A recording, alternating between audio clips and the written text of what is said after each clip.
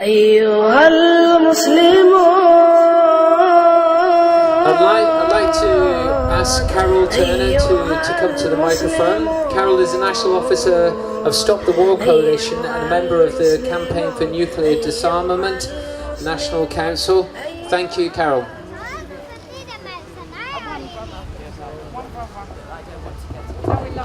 Thank you. I'm here to bring solidarity and support from Stop the War Coalition UK, and it gives me particular pleasure to be here today and to share with you, our view, that the case of Dr. Aafia Siddiqui shows not only a huge and tremendous breach of human rights, but also the farce of the so-called American legal system.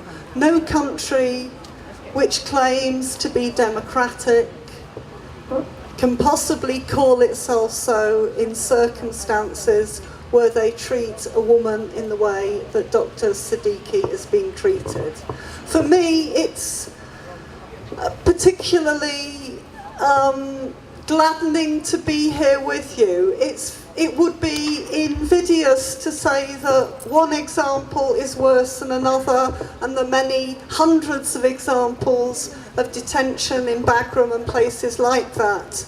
But the particular aspect that captured my heart about this case is the fact that not only was she held, but she was held not knowing what happened to her children, and she was held without being named.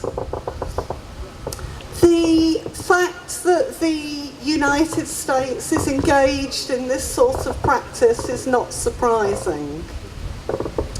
One of the things that Stop the War continues to do is to campaign, first and foremost, to stop the illegitimate, unjust and unwinnable war in Afghanistan. One of the side effects of that war is to fuel racism against Muslims across the world and suspicion of Muslim communities. We are and will continue to campaign until this war is brought to an end, and I'm absolutely convinced that that will happen. None of the so-called strategies of the Obama government to end this war are successful. And it's hardly surprising when we hear the sort of racist comments that we heard from the new British Prime Minister recently about Pakistan. It's hardly surprising that this causes such a breach, such anxiety and such anger. So we will continue to be with you, and we hope that we can do more for the campaign in the future to advertise and to support what's going on.